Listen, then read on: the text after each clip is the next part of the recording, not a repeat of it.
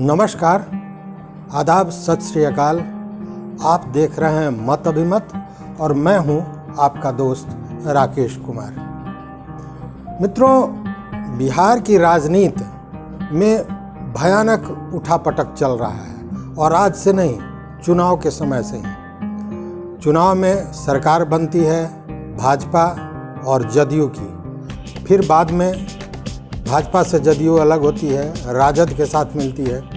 ये जो क्रम है, इस क्रम में कुछ समय के लिए भाजपा सबसे बड़ी पार्टी हो जाती है, लेकिन स्थितियां फिर करवट बदलने लगती हैं। वीआईपी पार्टी जो है मुकेश सहनी की, उसके विधायक भाजपा के साथ मिल जाते हैं। उधर एआईएमआईएम के 4 विधायक, एक को छोड़ के 4 राजद में मिल जाते हैं।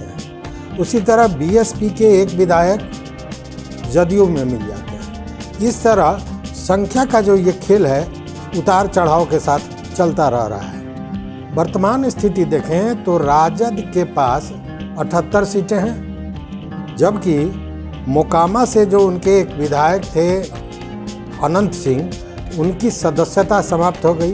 वहीं अनिल सिंह जो कुढ़नी के थे, उनकी भी सदस्यता समाप्त हो गई है। तब ये स्थिति बनी हुई है।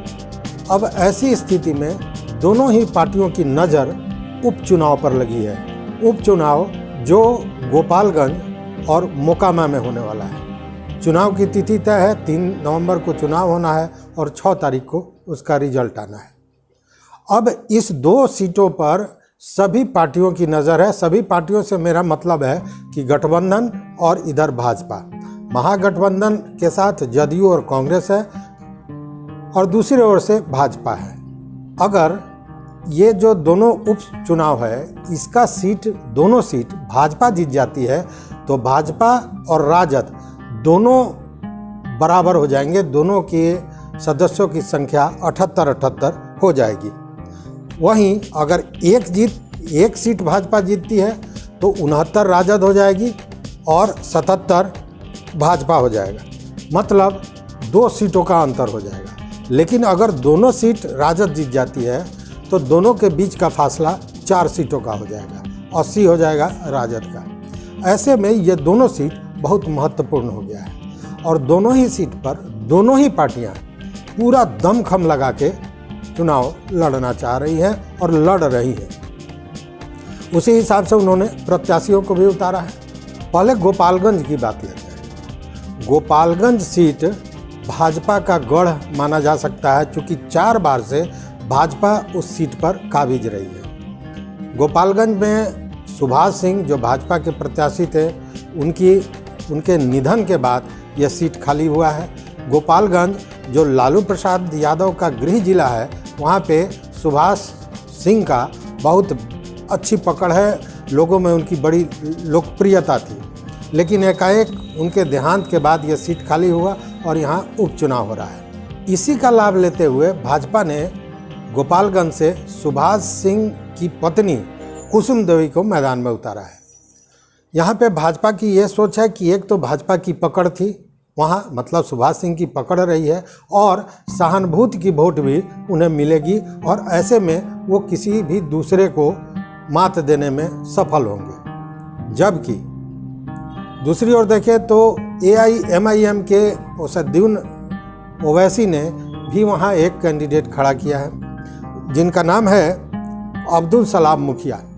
अब्दुल सलाम मुखिया को खड़ा करने के पीछे एकमात्र मकसद यह है कि गोपालगंज में 50,000 से ज़्यादा मुस्लिम वोटरों की संख्या है। उनका ये मानना है कि मुस्लिम वोटर जो हैं वो उनके पक्ष में होंगे। अब देखना ये होगा कि मुस्लिम जो वोटर हैं वो किस ओर जाते हैं। अगर राजद की ओर जाते हैं तो राजद मजबूत होगी, लेकिन अगर मुस्लिम वोट बंट जाता है तो इसका सीधा लाभ बीजेपी को होना तय है। वहीं बिहार के उप मुख्यमंत्री तेजस्वी यादव के मामा या लालू प्रसाद यादव के साले साधु यादव ने भी यहाँ से चुनाव मैदान में ताल ठोका है। वो खुद नहीं खड़े हुए हैं, उनकी पत्नी इंदिरा यादव वो गोपालगंज से खड़ी हैं और वो बीएसपी से खड़ी हैं। पिछले बार साधु यादव खड़े थे बीएसपी से और वो दूसरे स्थान पर रहे थे, उनको शिकस्त दी थी सुभाष सिंह ने जो बीजेपी से खड़े थे। सुभाष सिंह 2020 में जीते भी थे और सहकारिता मंत्री भी थे बिहार सरकार में, जब भाजपा और जदयू की सरकार हुआ करती थी।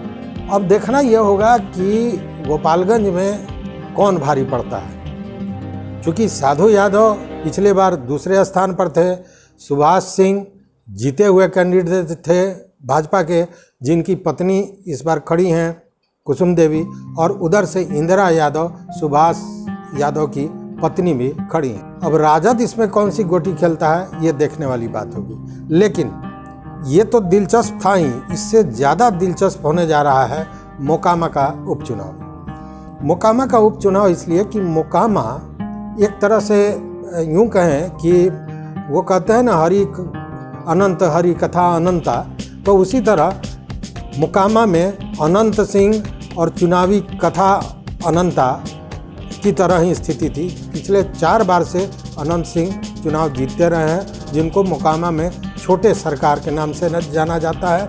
मोकामा क्षेत्रवासियों ने उनको रॉबिन हुड का दर्जा दे दिया है। लेकिन पिछली बार वो चुनाव भी जीते थे, राजद के सीट से जीते थे, और एक मामले में 10 वर्ष की सज़ा के बाद उनकी सदस्यता समाप्त हो गई थी। उसके बाद यह सीट खाली हुआ था और उसी पर यह उपचुनाव होने जा रहा है। ये मोकामा जो है ये भूमिहार बहुल क्षेत्र है, भूमिहारों की संख्या सबसे ज़्यादा है। और दिलचस्प ये है कि 2 बाहुबलियों की पत्नी, दोनों भूमिहार इस चुनाव में आमने सामने हैं।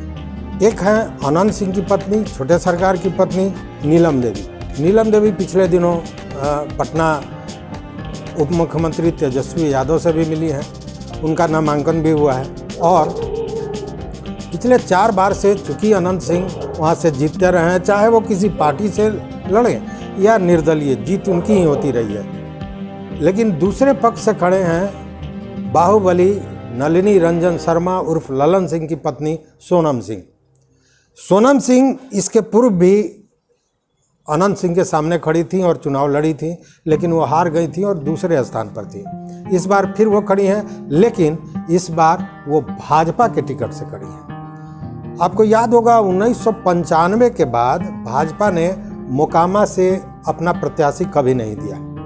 ये पहली बार है 1995 के बाद, इसलिए भाजपा भी पूरी जोर आजमाइश कर रहा है कि इसको हम इस सीट को निकाल लें। वहीं एक और इसमें प्लस पॉइंट ये है कि इस सीट के जो दावेदार हैं, मतलब सोनम सिंह हैं, उनके पति ललन सिंह और बाहुबली सूरजभान सिंह का भी बहुत गहरा रिश्ता रहा है, बहुत अच्छी दोस्ती रही है। तो सूरजभान सिंह का भी उनको कहीं ना कहीं सहयोग मिलेगा और इसका लाभ भी भाजपा उठाने के चक्कर में है, या यूँ कहें कि सोनम सिंह को इसका लाभ मिलेगा। जबकि इधर नीलम सिंह जो अनंत सिंह की पत्नी हैं, वो भी पूरे जोशो खरोश के साथ हैं और उन्हें राजद का समर्थन है। इस बार राजद, जदयू और कांग्रेस तीनों एक साथ मिलकर चुनाव लड़ रहे हैं, जबकि दूसरी ओर केवल भाजपा है।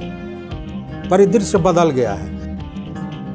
इस बार भाजपा अलग है और जदयू, कांग्रेस और आरजेडी एक साथ चुनाव लड़ रहे हैं। तो कहने का मतलब ये है कि दोनों चुनाव बहुत ही रोचक होने जा रहा है, बहुत ही आकर्षक होने जा रहा है और बहुत ही तगड़ी लड़ाई एक दूसरे को देने की स्थिति में है। ये कहना मुश्किल है, इस बार कोई प्रेडिक्शन नहीं कर सकता है कि कौन जीतेगा कौन हारेगा। अब देखना यह है कि वहाँ की जनता किसे चुनती है, किसे अपना समर्थन देती है और किसे ताज पहनाती है। तो इस चुनाव से जुड़ी और भी खबरों के साथ हम आपके साथ जुड़ते रहेंगे। आज बस इतना ही। देखते रहिए मत अभिमत, और चैनल पर नए हो तो निश्चित रूप से सब्सक्राइब कर लीजिए और वो जो घंटी जैसी बटन है उसको दबा दीजिए, ताकि हम जो वीडियो बनावें उसका नोटिफिकेशन सबसे पहले आप तक पहुंचे। तो बहुत बहुत धन्यवाद। कोटि शाह प्रणाम।